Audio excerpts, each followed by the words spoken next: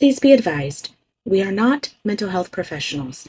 Any information shared in this podcast is from our own personal experiences and should not be seen or taken as any form of medical or professional advice.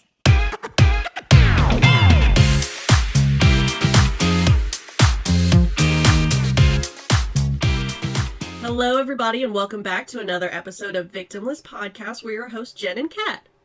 Hi, welcome back.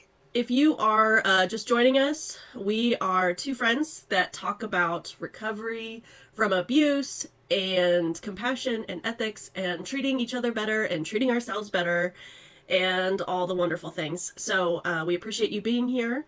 Today we are talking about something really important. Just a little backstory. I love this lady. Her name is, her tag is Fabulous 50s.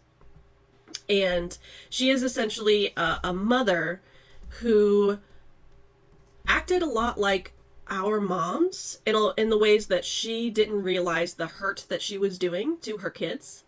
And she went to therapy for her kids in order to maintain that relationship. And I give her all the props for doing that. It's a hard thing to do. I have not seen many moms do this, to go to therapy for their kids, but she did it. She did the work, and now she talks to essentially other moms and other parents and guardians who deal with narcissism in their own personal lives and how they treat each other, and they really do the hard work of realizing how they have hurt others.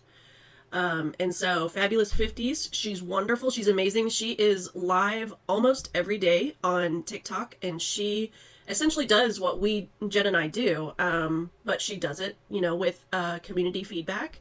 And we're going to watch one of her videos today that I thought was really, really just potent. Yeah.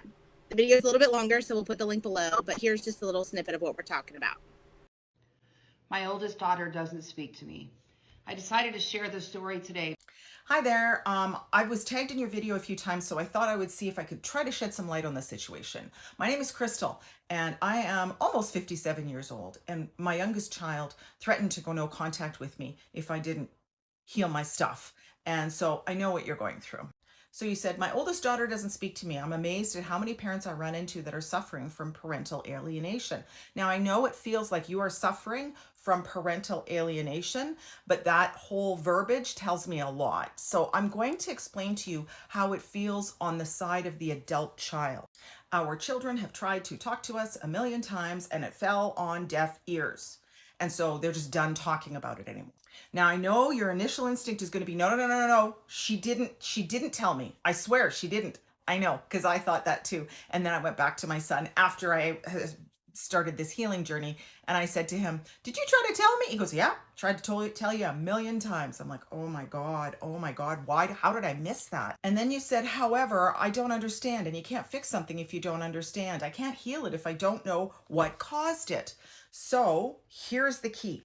It is not our children's job to tell us where we failed as parents. It's not their job. So how do you find out where you went wrong? You go to a life coach or a therapist and you say, here's a video that I did, and you show them your video. They will see stuff that you can't see, just like I'm kind of explaining right here. And then you said, I didn't speak to my mom. She was very toxic, and I didn't speak to my mom, and maybe this is karma. It's not karma. The way you feel about your mom is probably pretty close to the way your daughter feels about you. And I know you don't understand that, but it's a truth bomb. So you admitted that your mother was toxic. So how did you escape unscathed? You didn't, right? You didn't escape unscathed. When you said, I've always felt unsupported, I would tell my mom over and over, I can't take this. And she wouldn't hear me. Flip it. Your daughter has done the same thing, exact same thing. You just didn't hear it. Then you said, as a young mom, I was a wreck. I did the best I could, yeah. But then you said, I doted on her, loved her, treated her like the princess she is. And many of us have done that with our children, right? We flipped it. We did the exact opposite, or we think we did the exact opposite of what our parents did. But when your pendulum swings this way, it's toxic. And when your pendulum swings this way, it's toxic.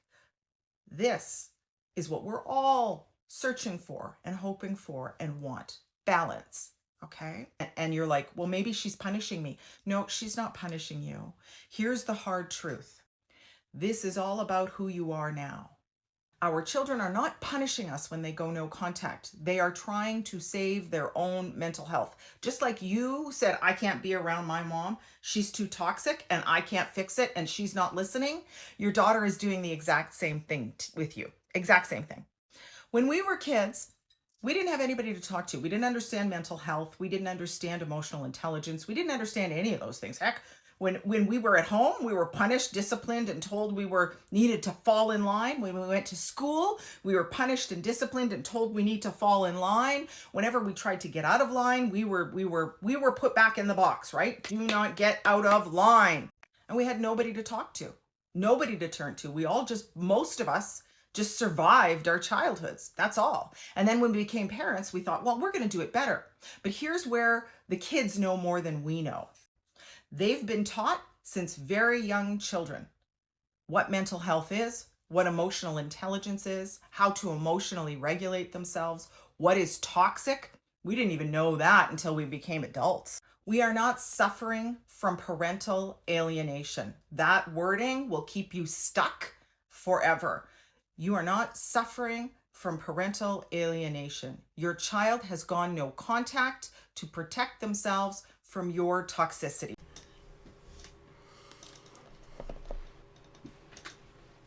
Yeah. I love how she broke that down because it's the kids are happier not talking to you. It's not that we don't love them with a big love. It's that we're doing the work and we finally have had people tell us over and over healthy things like it's okay to not pick up the phone every time they call. It's okay to tell them no. It's okay to not have a reason as to why you said no. So I really, really liked how she broke that down. Yeah, and by the way, she's live right now as we're filming. Like, she is live all the time talking to people about this. Like, she is out there literally doing the work for other parents who have kids and they're like, my kids are abusing me by not talking to me. Yeah. And it's like, sweetheart, no, we literally, and I can't tell you how many times I've tried to repair the relationship with my parents and talk to them and just be like, hey, like, things have been off. I need to just, like, you did this and it really hurt my feelings. And, you know, sometimes it would go, oh, you're too, you're so sensitive. Or sometimes it would just be like, you know, one time I told my dad, I was like, we don't have a relationship. And I'm like living, you know, under his roof. And I told him all these things. I listed it out. I was like, you hurt me so badly. And I want to have a good relationship with you. I'm literally parenting him, being like, I want to have a good relationship with you. And he just says, like, at the end of it, are you done?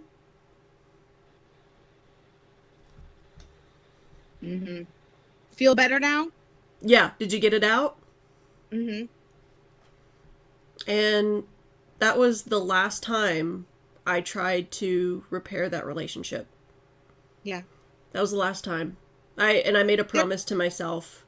I was like, if he doesn't change, I can't help the relationship because it's a two-way street. And I'm talking to myself like this as a 17-year-old. I'm a literal child being like, I can't do this anymore. Once I'm out, I'm out.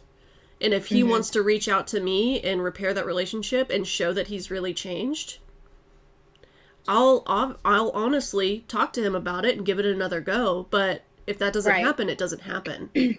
And nothing changes if nothing changes. Nothing changes if nothing changes. And that includes changing our contact. You're right. I mean, like, for me, one of the things I remember, and going low contact, no contact is not an easy decision for the empathetic, you know, traumatized person, because we, we desire those connections just like any other human. So that deep hurt is from the closest people that we are supposed to be able to depend on. That whole blood's thicker than all, but their family. Can we just get those out of our vocabulary? I remember when I started very beginning of my journey, I called my friend who's like a mentor to me. And I remember specifically exactly where I was. And I picked up the phone. I was so used to calling my dad and my sister all the time, but I didn't want to feel, yucky. I wanted to try and do something tangible for myself. I called my friend and she answers and she goes, "Well, hi, what's up? What are you doing?" My first words, I said, "I wanted to call my dad, so I called you instead." And she just starts laughing and she's like, "Well, great job. What are you doing today? How's it going?" That was like the first big, I've never received that kind of, you're allowed to make your own decision. There was no kind of, well, if I was you, I wouldn't do this. And if I was you, I would do this. And well, why? And it's okay to go low contact. I've gone periods of no contact and now I'm more low contact. Yeah. And the problem is exactly what she's saying. Until you seek therapy from somebody other than your friends and your peanut gallery, that is always right. That is your yes people. You need to surround yourself with people that are going to tell you no. And a licensed therapist, mm-hmm. not just, right. Whatever. I mean, talking to friends is great, but it's not the same. You're not going to get the same kind of help. You're going to feel great right. after talking to your friends, but the hard work is actually going to a licensed secular therapist that can actually talk to you about the science behind what you're doing. Yeah. And we want so badly as children of these toxic parents, we want so badly for that relationship. We want it resolved.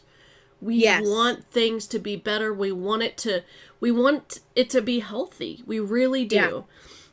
Yeah. And Crystal in this video said it, and this is what blew my mind and why I thought about this video is like, she said it's not on the children to heal the parents, essentially. Yeah. It's not their job to tell you what you did wrong. Right. And to it's not our hold job. You accountable. And I was like, what? Like, that didn't make any sense to me, because I was like, well, if you're the hurt party, shouldn't you tell them? But the dynamic is, I was a child living under their house. Yes. And I needed that protection and that safety that I didn't get. It's not on me. We're not victims, but we did survive this. We're survivors. We were victims. We are no longer victims. Right. We're survivors. And so, people who know me, I was no contact with my family for a long time. It was not my decision. It was theirs, because they found out I was no longer religious. And so they completely cut me out. And now we're in low contact, which is much, much better. Although, like, it's healthy. I have noticed that I've been able to grow and be healthier and to really just come into my own without the impending doom of disappointing them, because no matter what I did, I felt like I was a disappointment. And it wasn't because I had this mentality of, oh, I'm the worst. It's because it was drilled into me from growing up. And so, like, this is like intensely heavy stuff that I don't like to talk about because I love my family so much. But I never had a relationship with either of my parents where I could go to them and say, hey, I'm going through this. I need to talk to you about it. I tried doing that, but for some reason, and it's unhealed stuff from their upbringing as well, that I was never given permission to be able to have that access to them where I could go to them for advice like that. And so I sort of felt like I didn't have parents growing up. I had, like, like you, like sort of mentors that I really looked up to, and other people that I felt like could give me that sort of familial, motherly, fatherly love. But it's not the same as, you know, living with your parents and being able to go to them. I see now, especially other people in my partner's family, where they have a good relationship and they treat their kids with kindness, and they say, hey, they sit them down and say, you know, they still discipline and they're still, you know, parents. They do the parenting thing, but they also say, hey, do you need to talk about something? Is there something on your mind? And the kids have a good relationship with the parents. And I'm like, this is weird. Yeah. This is so bizarre. I can't relate. Yeah, I'm seeing, you know, friends that I met them when their kids were like 7 years old, and now they're in their early 20s and with kids and have healthy family units. Like, that's amazing. And it takes, you know, so much hard work to be able to get there. It is very easy to be the parents that my parents are, I think. Even though, like, parenting is hard no matter what. I don't have kids, but I understand how difficult it is. And you feel like you're never enough, but you can't put that on your kids. No. And I feel like, you know, when she says, just tell me what to do. Just tell me what to do and I'll fix it. If that was a true statement, then it would have been fixed. Honestly. If you truly wanted to fix it, because a true apology results in some sort of changed behavior. And you cannot expect forgiveness if you don't change how you're acting. If you just say sorry and you keep doing what you were doing before, why do you think you'll be forgiven, or that the relationship will change in any substantial way? Right. And the reality is everything result goes back to the nothing changes if nothing changes. We have already told you in many different ways. I mean, I've told you, I've said it in very harmful and very attacking and very unloving ways and I've also done it in loving ways, but it's through that therapy. I have to recognize how I might need to take my emotions and take a step back, because I can be just as hurtful. I have to still be reminded.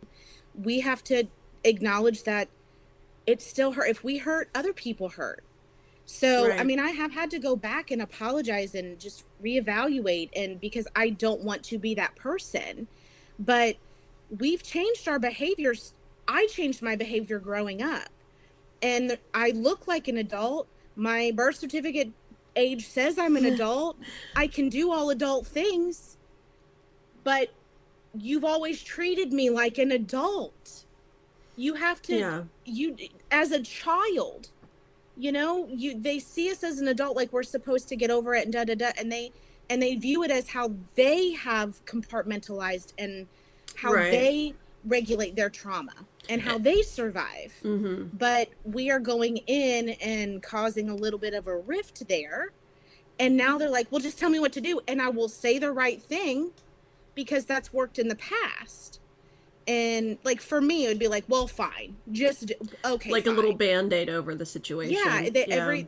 The environment would change for a little bit, but the true behavior would never change. Right. And I've told you this before, is I honestly felt like this for a long time, and I've always had it in my mind that my parents treated me like I was another smaller adult that was trying to ruin their lives. Yeah. Because I had to parent them along with siblings and myself. Yeah. And they... okay. I don't think everybody should be parents. I know that's not fair. The kindest thing, but if I had severe underlying issues that I at least knew about, I would not have kids. And I still haven't to this day because I have this baggage. It's one of the main reasons why I don't have kids is because I am not going to pass this down to somebody else to deal with until I am able to deal with it and squash it. Yeah. And when I say I don't think everyone should have kids, I don't think it should be expected that everybody have kids. I'm child free by choice. But one of the biggest reasons is I cannot do what my parents did to me to somebody else. Right. Even the chance of that happening, and they don't realize that they're the reasons why I don't have kids. Right. Because I did. I did want kids for a while growing up. But then I realized if I'm like them, I should not have kids. Yeah. Even though I know I'm doing the hard work, I know it's not going to be enough until I can actually be the person that I need to be and to come into my own. And I don't think anyone's ever ready to have kids. But you can heal yourself first before you try to solve your issues with having somebody, like having a kid. Like, that'll fix everything. I'll just, that's going to be the moment in my life. Yeah. That means I'm doing the right thing. Yeah. Right. And there are certain, and there's certain belief systems of the more kids you have, the more blessed you are, and the more this and the more that. I think those are just as toxic and so damaging, because you can twist that so much into, well, what if you can't have kids? Well, then you're a sinner, you're this, you're that.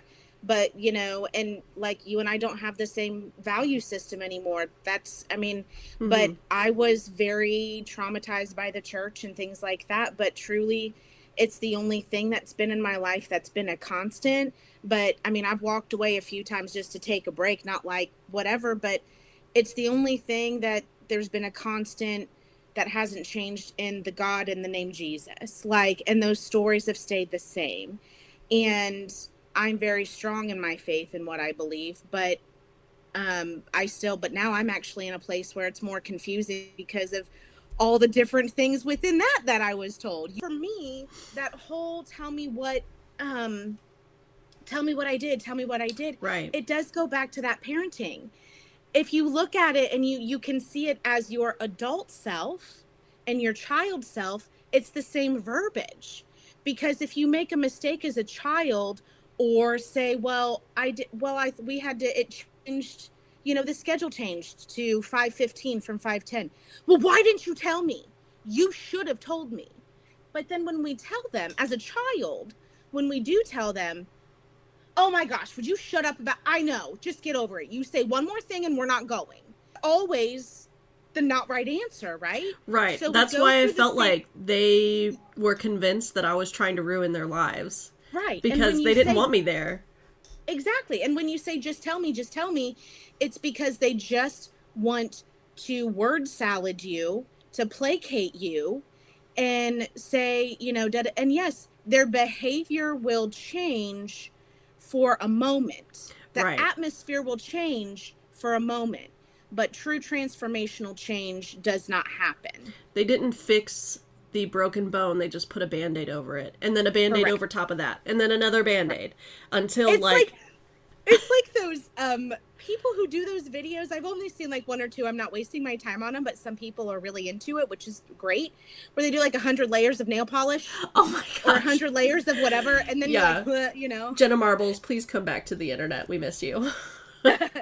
So but I remember when I was young, and I don't know how old, so I was really young. I was sitting on the stairs. My parents' bedroom was upstairs, and I was sitting on the stairs talking to my mom, and I had asked her, if I tell you something, can you not tell Dad?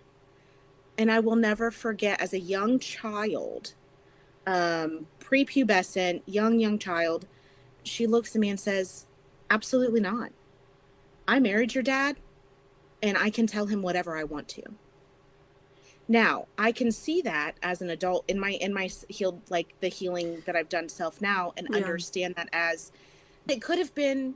I can understand that heaviness of that emotional, but she took it out on, and it was the way that it was said. And it was kind of like I was just there and I was the safe person. There was never going back to me and saying, you know what, I'm sorry. It was no. So and it was building those trust, and having a sibling that was just a little bit older that I shared space with as well, being the bully, being the malignant. She would tell me frequently, I promise. I promise I won't tell them. I promise. And this isn't like young child only. This is through high school. And she would break me down for me to tell her a super secret something. And then we'd be like getting in trouble. And she would throw it out there. She would break up the boundaries on purpose. And she would use it to her advantage. And I'm like, okay. And now to this day, she still wants to know all about my life. But you don't get access. She's a low contact now. Yep. She's a low contact. And the reality is I'm not doing any of these actions to get back at her. This is not revenge. This is not revenge. This is self-preservation. Exactly. We are just trying to self-heal. We're not trying to self-preserve anymore. We're just trying to heal. Yeah. And we're trying to live a healthy, boundary-filled life. And the word boundary is not a bad word. We're allowed to say no. We're allowed to have feelings. And we're also allowed to have days where we want to be childlike, or we want to sit and play it, watch a show all day. It's okay. We have those rights, and it's just, they victimize their issues. And I feel like this mom, it's not that she doesn't want to have that healing with her child. Obviously, it does sound like she does, but it doesn't sound like she is providing a safe forum to say, okay, tell me. Because when I've had those deep conversations with my mom, which I've realized I can't have until she wants to approach me at this point. You reach the point, if you want to keep that healthy relationship, I cannot, for my health and for her health. There's no point in bringing it up again. And I do still have to stop myself many, many times, because my attitude can very well go back to just a kind of almost like a dig, not wanting to. And I do notice a childish behavior. Yeah. And I really don't want to do that. Right. And I will apologize or say, I don't know why I said it like that. Sorry. And they don't have to apologize to me anymore. They don't have to do these things. I'm going to change my behavior for my safety and what I feel good. And if that means that they continue to choose to not deal with their own stuff, then that's going to dictate how tall the fence is going to get, how tall the wall's going to get. And like I said, that love is going to continue to stay there. It's not going anywhere. However, we have to learn how to make it safe for us so we can open the door for us to receive the kind of health and healing love and relationships we need. Right. And we really have to go back to the person who is playing that victim of, oh, well, they don't tell me that. The whole thing about, I've said before about relationships. Oh, well, they like to tell people she doesn't talk to us. We don't know. Mm-hmm. She's decided. And a lot of this, it gets more and more, I don't know, exuberant or emotionally driven when they say it. I don't know. And it's okay. Yeah. We can't control how they react to us not reacting to them. Right. And it's okay if those people want to just believe that person. It's okay if those people, because we've been projected a specific narrative. We have been projected to other people without our knowledge as to who we are. And that's fine. And I can't worry about who I am to other people. No. I can be my true authentic self and continue to try and be my authentic self and understand what it is to feel this emotion or to say no while I'm sweating and shaking inside and receive a healthy response. And holy moly, you end up crying because you're so overwhelmed in such a joyful way of like, someone gave me the right to say no. And guess what? They're still my friend. It wasn't followed up with you're such a this or that or calling me a name. We can't keep going back to those places that we desperately want healed when those people don't want to, dig out the shards of glass and do the painful, dirty work. Right. And we can't control them, and that's a reality. But what we can do is protect ourselves. Mm-hmm. And we're not, at a certain point, I was like, okay, so I've concluded and I am at peace with the fact that our relationship is not going to be the one that I have always wanted it to be. Yeah. Because in order for that to happen, they will need to go to therapy. They will need to change their behavior. They will need to reach out to me instead of me reaching out to them. Those three things need to happen. And until they do, I know I'm not going to have the relationship that I want with my parents. That you deserve as a daughter-parental relationship. And let me just piggyback off that. You said they have to do the work. They have to go to therapy. Yes. And and it's not, I just want to put this out there. They might go to therapy, but you also have to pay attention to their actions. They will do what they're told to do. Possibly. The reality is they could do what their therapist is telling them to do. But until they can take, I'm going to say it, I say this all the time, because I had to learn myself to take accountability and responsibility for their actions and behavior.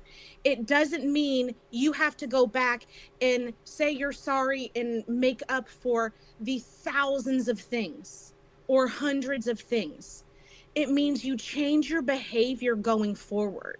Taking that accountability and taking that responsibility was very hard for me, because that's the moment, like you said, it was about 2.5 years ago, and I'd been going through therapy for a few years, where I will never forget that aha moment. And I still have those moments. Praise the Lord. Like, I'll be driving and something will be said and it just clicks, where I remember I had that moment and I had to start telling people. I told myself, I came to that realization. I just had to realize I'm never going to have the dad that I've always desired to have. Because I went through my past and my behaviors, and it's like he's promised to take me, camping and these trips and to dinners and all these other things. And it's just never, and it's been through the years. It's not like, oh, that was when you were 5, or that was when you were 10, or that was when you were, no, this has been a pattern. And it was having to go through, and literally part of my therapy was to write down, because that was a big part of, trusting people and keeping my word, because I always keep my word, because their word was never kept. And then just owning that accountability and that responsibility of, why I've held on to it and things like that. But that was very hard. And I had to say that to myself over and over in conversations, because when it's new, you have to rewire your brain, and you're like, I just won't ever have the dad that I've always wanted. I've always wanted you watch all those like family movies and, whatever. And it's like, oh, they're flying kites. Or, I remember one year I was so excited. I got a t-shirt, and I asked my dad to go to this festival, and I planned it out. I even did it a month and a half in advance. Asked him a couple times. Asked me if we ever went. No. And that's the thing. Those are the examples of, just tell me what I did. Just tell me what I did. You're only wanting to hear what you did. You're not wanting to do the work to change your behavior. We've been conditioned to realize that you are not a trustful person. Right. I'm not asking you to make up for lost time. Right. I'm asking you to change your behavior and do something different. Do better. Right. And something somebody told me years and years back is that all parents think that as long as they're better than their parents, they're doing it. Like they're succeeding as long as they aren't as bad as their own parents. But the difference is when we go to therapy, the children of these toxic relationships, we realize, hopefully, if your therapist is, on top of things and you talk to them for a while. Anyway, accountability is saying, yes, that happened. Instead of denying that it happened. Or even if someone says, hey, you made me feel this way, I can't change how they felt. I can't tell them how they felt. They felt a certain way, even if I didn't mean it a certain way. So accountability is saying, yes, that happened. And responsibility is saying, I will take the charge to no longer act the way that I acted before. Right. You're not in charge of other people, just yourself. But other people are going to respond to you depending on how you act. And if you want a good relationship with your kids, you have to listen to them about, and it's not, again, like she said, like Crystal said, it's not their responsibility to bring these things up. You need to heal that. But if your kids say, hey, this happened, I felt this way, it's then your responsibility and your accountability to say, validated, I'm going to change. Right. And do it. You don't need to include the other person and ask them, so did I do better? Did I do better than that? Because that's not actionable, deep personal change. That's you using it to use against me and, you know, and bring me down and basically say, don't tell me to change. Yeah, if you truly care about that other person, you will just try. You will do better. Yeah. And, you know, you bring up a good point, and that's it's very, like, their emotions, and they deal with the situation based on what they're dealing with. We're all individual. We're all dealing with different things. And this is why I tell people, when there's a deep conversation that has to be had, do not text me, because I'm going to read that text. If you text me, and we've talked about this many times, if you text me and I've just had, you know, say I'm just mad.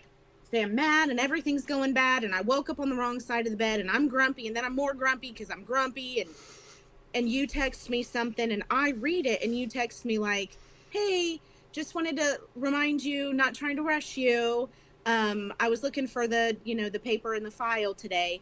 If I'm in a bad attitude, I'm going to read that and receive it, possibly because I haven't taken the time to to parent myself from, to just be responsible. I could read it as like, receive it, and I'll read it, but I'll receive it as like, oh my gosh, would she just give me a minute? Yeah.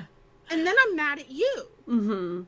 But the reality is, we have to really be aware of our emotions and our responsibility to self-control, and that response of, if you would just tell me, well, now they've told me they're going, I've been annihilated. Crystal's got a very valid point, because I have proof. I've got receipts on it. And I tell you what, I'm not going to say it again because of the hurt and the pain that I had to go through in the experience. I wish I wouldn't have said some of the things. I have had to go back. You can't take back. You're a slave to your spoken word. You can't take it back. It is what it is. So that's a very valid point. We have to do the work and do the things. And if they see this and take the time to watch these, we're not trying to bash them. We're just sharing our own experiences, how we remember them, our own opinions. And we still want those relationships, but we have a right to share them with someone because we've tried to share them with our whole lives. Right. Falling on deaf ears. Depending on their emotional state, depends on how they respond to us or react to us when we try and address it. Because there were times when we'd have family meetings and I would say something in the words of, you're not going to change us. If you think you're going to change us, you're not going to change us. You can't change people. I've also, the words of, I don't have to touch you to hurt you, were said by one of my family members. Yeah, when they were either in junior high or high school. Yeah, it's been said more than once.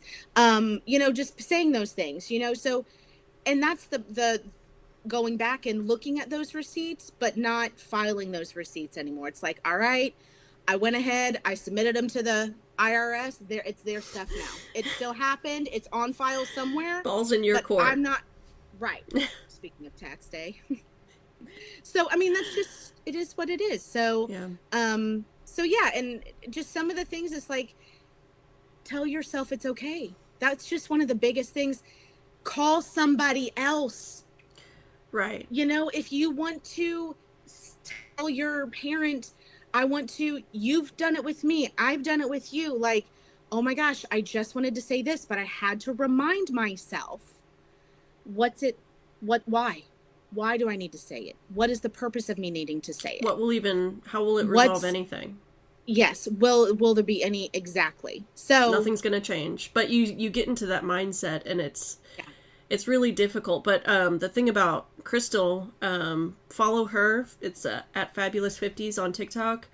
She has so many gems like this because she has the perspective of, I'm a mother, I realized my kids were saying this, I went to therapy, and now I want to help other parents deal with their own narcissism, their own toxicity.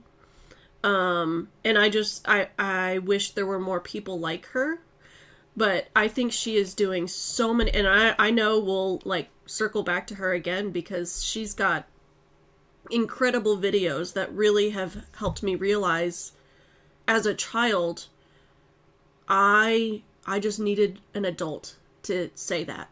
I just needed to hear that.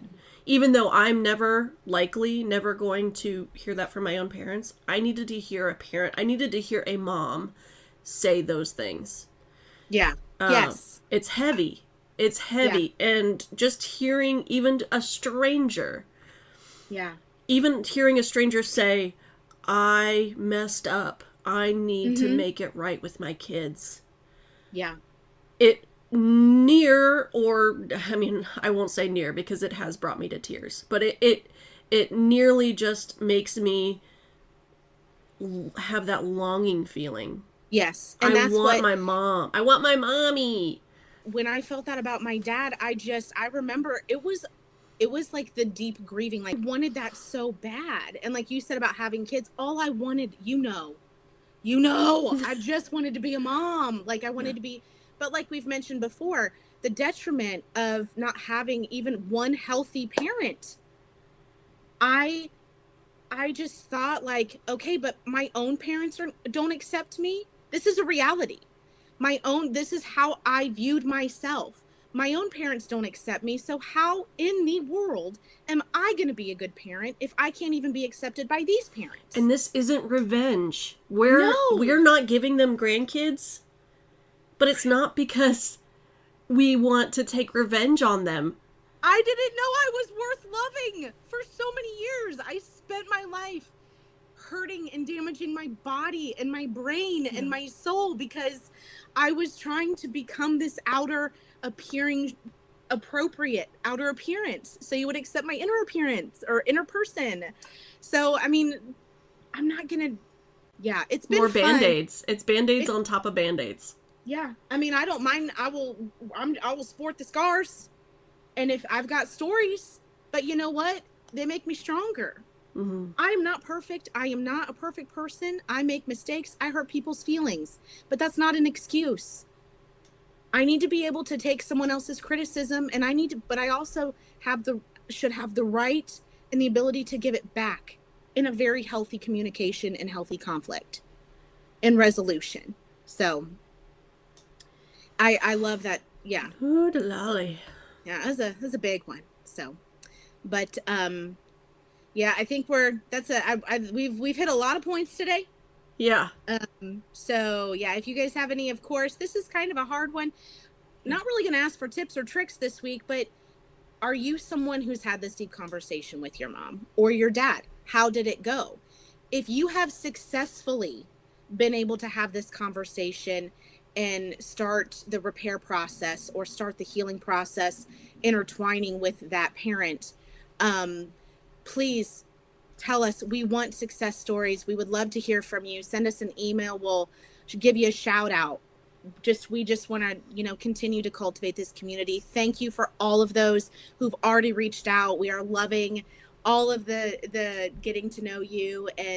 But don't forget, we also would love for you to like and subscribe. And we'll catch you next time. Yep. Don't forget our email is victimlesspodcast@gmail.com. And you can shoot us a message whenever. We really appreciate you being here. For those returning, thank you again. We appreciate you so much. This has been a doozy. It's a lot of work. But we are here to do it, and we're going to be better people, treat others better, but also hold that accountability for others in our lives as well. Yeah. Yes, we are, this is Victimless Podcast. We are here to help you gain victory from the victimhood through validation. Your experiences are real. Your feelings are real. What happened to you is real. You matter. You are loved, and you are welcomed. Mwah. Goodbye.